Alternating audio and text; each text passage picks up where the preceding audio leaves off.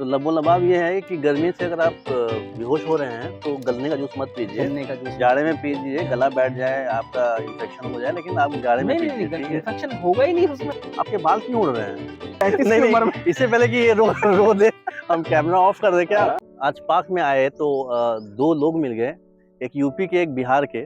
तो हमने सोचा कि कुछ डिस्कस किया जाए, अभी इलेक्शन का माहौल अभी ख़त्म हुआ है, तो इनसे पूछते हैं, यूपी के बारे में कुछ जानने की कोशिश करते हैं।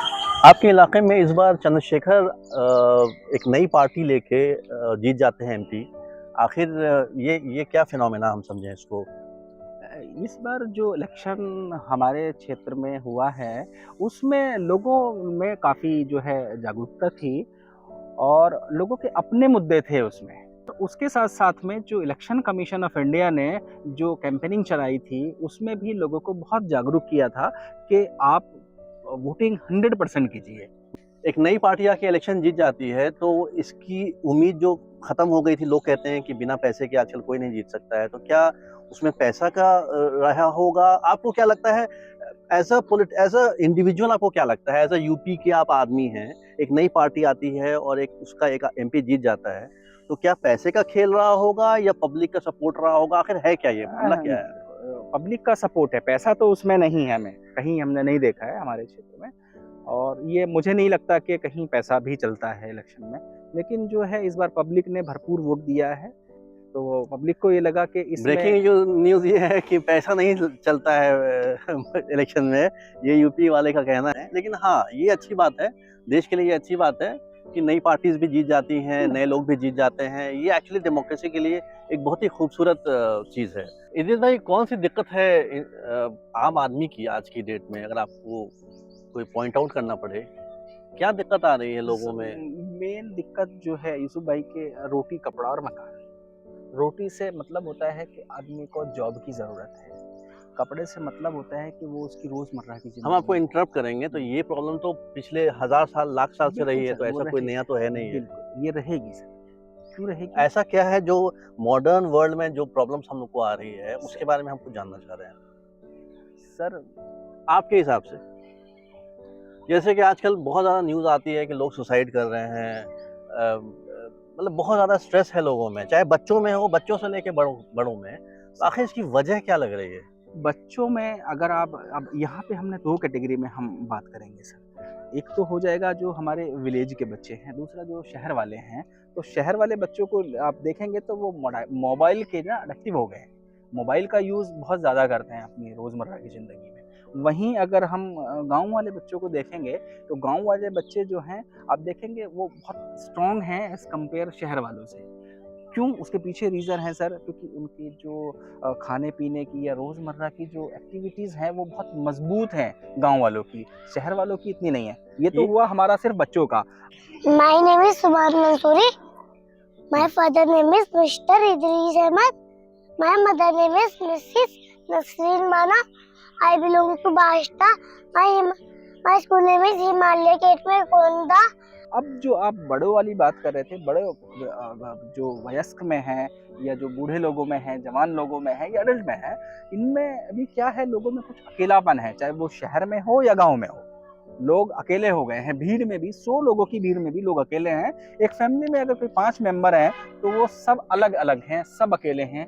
एक दूसरे का वो सिर्फ़ दिखाने के लिए साथ हैं, तो भाई, लेकिन अगर आप देखेंगे तो कोई भी किसी की प्रॉब्लम समझने को तैयार नहीं है या वो अपनी प्रॉब्लम साझा ही नहीं करते।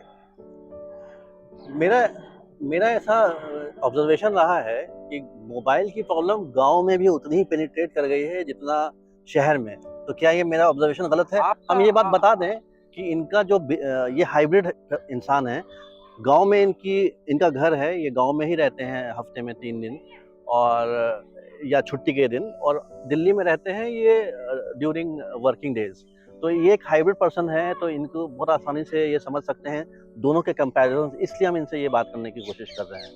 तो आपको नहीं लगता कि गाँव में भी ये बीमारी फैल चुकी है? गाँव में भी ये बीमारी है, मगर दिल्ली में ज़्यादा है सर। गाँव में फिज़िकल एक्टिविटीज़ भी हो जाती हैं बच्चों की, शहरों में नहीं हो पाती सर। शहरों में लोग बच्चे जो हैं वो 10 बाई 10 के रूम के अंदर रहते हैं, सिर्फ वहीं पे करते हैं। गाँव में एक्सरसाइज भी हैं, उसको खेलने भी जाना है, उसको खेत पे भी जाना है, उसको तो और मतलब बहुत आपका सारी ये एक्टिविटीज़ कहना हैं सर। है कि गाँव में अभी भी बेहतर सिचुएशन है हेल्थ राइट वाइज, हाँ राइट तो वजह क्या है कि लोग गांव से भागना चाहते हैं?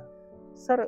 उनके पास में ऑप्शन ही नहीं है कि वो सरवाइव कैसे करें। एक तो उनको जॉब की प्रॉब्लम है, जॉब नहीं है, और जब आदमी की इनकम नहीं होती है तो फिर सर वो क्या करेगा, उसको तो आना ही होगा शहर में इनकम की तलाश में, कहीं रोज़मर्रा की जो अपनी ज़रूरतें हैं उनको पूरा करने के लिए, जॉब करने के लिए। और दूसरा सबसे बड़ा जो है कि शहर, गाँव छोड़ के शहर आने का पॉइंट है कि सर एजुकेशन भी नहीं है और हेल्थ भी नहीं है। हेल्थ तो हेल्थ हेल्थ गवर्नमेंट से तो हमारा कहती है, हेल्थ से हमारा है कि वो मेडिकल ट्रीटमेंट जो मिलना चाहिए जो शहरों में है वो गाँव में नहीं है।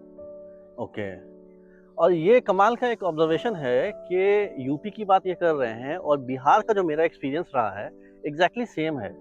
हम हमेशा कहते हैं कि यहाँ की ताज़ी हवा है गांव वालों से, तो उनका भी यही कहना है कि सर यहाँ जॉब नहीं है, लोग बेकार बैठे रहते हैं और उनके पास नेचुरली जब पैसा नहीं रहेगा, सिर्फ आपको फ्री में गल्ला मिल जाए तो उससे आपका काम नहीं बनेगा, आपको पैसे की भी ज़रूरत पड़ती है जिसके लिए जॉब होनी चाहिए। तो गांव में जॉब की प्रॉब्लम है और थोड़े-थोड़े पैसे के लिए लोग शहर जाके दिन भर खटते हैं और फिर शाम को वापस आते हैं। ये बहुत ही कॉमन स्टोरी है। तो यहाँ बिहार की जो स्टोरी है वो यूपी की स्टोरी से काफ़ी मिलती-जुलती दिख रही है। इस टाइम का जो गन्ने का जूस है वो पीने लायक नहीं होता है। रीज़न उसका ये है कि उसमें जो है वाटर कंटेंट जो है वो नहीं होता है। ड्यू टू हीट और मौसम चेंजेस की वजह से उसका पानी खत्म हो जाता है।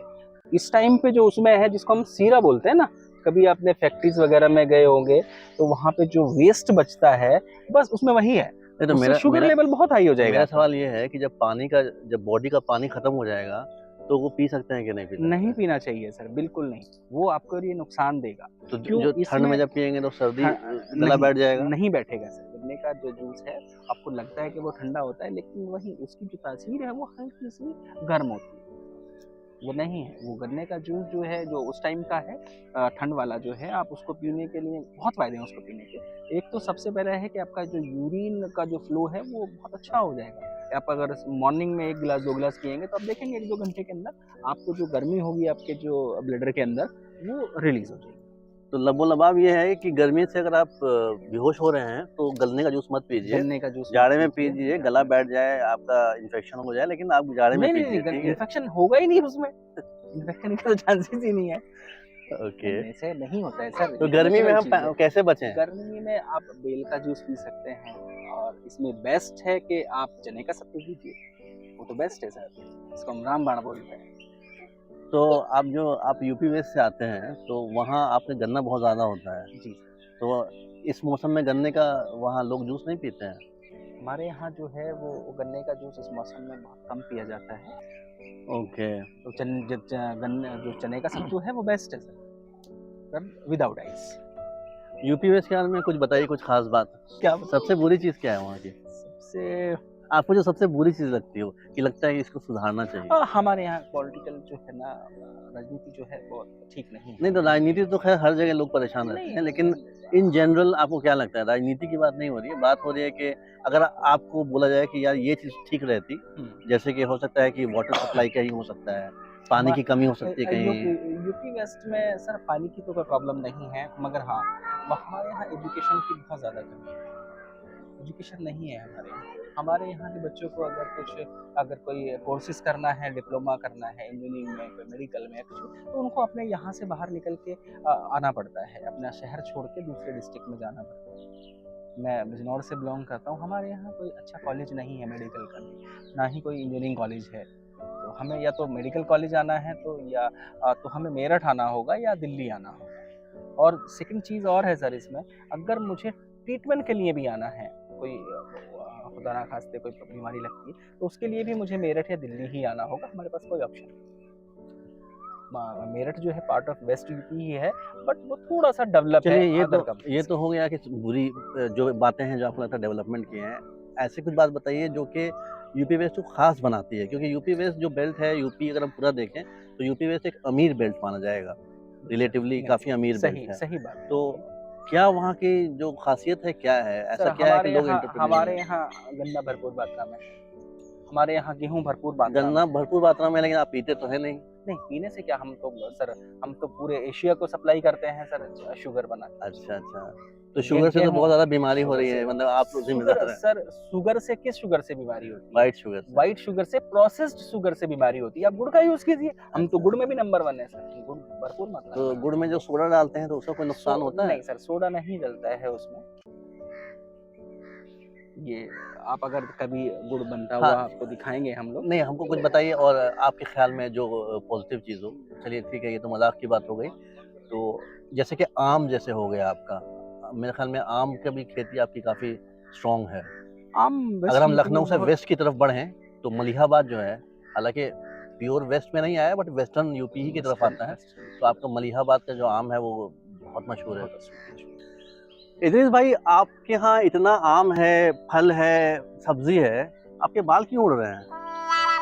सर जब से हम दिल्ली आए हैं ना, तो हमें यहाँ पे पानी की प्रॉब्लम है। तो तो जब आदमी का पानी चेंज होता है, जो हम पानी का मतलब है जो हम ड्रिंकिंग वाटर यूज करते हैं, नहाने में यूज करते हैं, तो पानी चेंज हो गया तो नहीं, ये आप इतना समझिए सीरियस क्यों हो गए? मतलब कि बाल को लेके आप काफ़ी वो हैं, भावुक हैं क्या? बहुत ज्यादा है I am sir, really sorry ये बहुत क्वेश्चन ज्यादा है पूछा। सर। हम 35 नहीं, की नहीं, उम्र में इससे पहले कि ये रो दे, हम कैमरा ऑफ कर दें क्या आपका? अच्छा चलिए, इस नोट पे एक बार पूछते हैं आसिफ भाई से कि आपको क्या लगता है जो हम लोग बात कर रहे हैं कि ये जो डिफरेंस है गाँव में और शहर में, वाक़ई ये आपको फ़ील होता है या ये हम लोगों की सोच है या कुछ और भी स्टोरीज़ है इसके पीछे? मेडिकल के हिसाब से या एजुकेशन के हिसाब से माइग्रेट करना पड़ता है। Major मेन issue रीज़न यही है, इसी दोनों की वजह से आना पड़ता है, क्योंकि चाहिए सबको, इनकम चाहिए और सबको बेटर मेडिकल एजुकेशन भी चाहिए। तो बेसिकली यूपी और बिहार की जो स्टोरी है वो यही कह रही है कि लगभग सिचुएशन सेम है हर जगह। लोग पलायन कर रहे हैं शहरों की तरफ और शहर पे बहुत ज़्यादा बोझ बढ़ता जा रहा है। अभी हम लोग दिल्ली में हैं और दिल्ली की बात कर रहे हैं, तो ये सिचुएशन हर जगह की है, स्टोरी यही है। बैंगलोर की स्टोरी आप सुन लीजिए तो बिल्कुल यही स्टोरी बनेगी वहाँ पे भी। अपॉर्चुनिटीज़ की कमी है गाँव में, तो बहुत ज़रूरत है उसको बढ़ावा देने की। और इस बहुत ही खूबसूरत से माहौल में जहाँ बहुत चिड़िया की चहचहाने की आवाज़ आ रही है और बहुत खूबसूरत, बहुत ग्रीनरी है यहाँ पे, तो इसकी भी बहुत कमी होती जा रही है, इसको बढ़ाने की ज़रूरत है। अगर वीडियो अच्छा लगे तो लाइक और शेयर कीजिए। अगर चैनल पे नए हैं तो सब्सक्राइब करना ना भूलिए। खुश रहिए, मुस्कुराते रहिए और इन्फॉर्मेटिव कंटेंट्स के लिए सुनते रहिए वॉइस ऑफ कटौंडी।